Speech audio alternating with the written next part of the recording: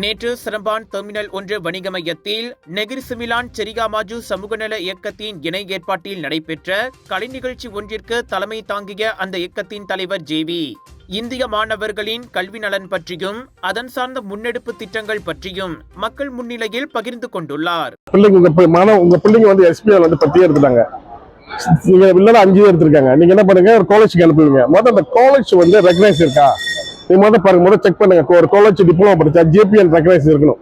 நீங்க JBN recognise இல்லைன்னா நீங்க அந்த காலேஜுக்கு அனுப்பாதீங்க, சரிங்களா? இப்ப சமீபத்தில் நிறைய அந்த காலேஜ் விஷயம் நிறைய வருது. என்ன வருதுன்னா அது சரியான ரெகனைஸ் இல்லை. ரெண்டாவது தங்குற இடத்துல கூட சரியான சேஃப்டி இல்லை. ஒரு 2-3 கேஸ் ஓடிக்கிட்டு இருக்கு. முடிஞ்சளவுக்கு பெற்றோருங்க இதெல்லாம் தெரிஞ்சுட்டு அந்த தரமான காலேஜா தரமா தங்குற இருக்கான்னு சொல்லி நினைச்சுக்கிட்டு இங்க பிள்ளைங்களை அனுப்புங்க. அப்போ உங்களுக்கே தெரியும் அதுல தரம் இருக்கா இல்லையா, பிள்ளைங்க பாதுகாப்பா படிச்சுட்டு வருவாங்களா உங்களுக்கு தெரியும்.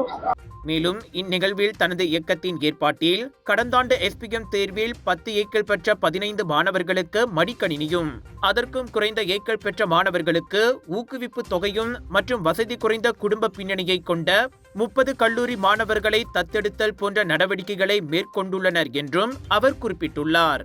இந்த நிகழ்வை தொடக்கி வைத்து உரையாற்றிய ராதா நாடாளுமன்ற உறுப்பினர் கல்வியின் முக்கியத்துவத்தை பெற்றோர் மற்றும் மாணவர்கள் முன்னிலையில் எடுத்துரைத்த அதேவேளை நெகிரி சிமிலான் தளபதி மன்றத்திற்கு தனது வாழ்த்துக்களையும் பாராட்டுகளையும் தெரிவித்துக் கொண்டார். கடந்த ஆண்டு எஸ்பிஎம் தேர்வில் நம்மிட மாணவர்கள் மிக சிறந்த அடைவு நிலையை பெற்றுள்ளனர் என்றும் பெற்றோர்கள் அவர்களை சிறந்த தரமிக்க உயர்கல்வி கூடங்களில் சேர்க்க வேண்டும் என்றும் அவர் அறிவுறுத்தியுள்ளார். மேலும் உயர்கல்வி கூட ஸ்கீம்களில் ஒருபோதும் மாணவர்கள் ஏமாந்து விடக்கூடாது என்றும் வலியுறுத்தியுள்ளார்.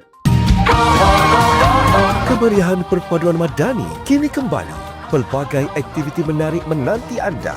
Persembahan artis, pameran dan perkampungan etnik, jualan Madani, Food Unite, 50% diskaun saman PDRM, sukan rakyat dan macam-macam lagi.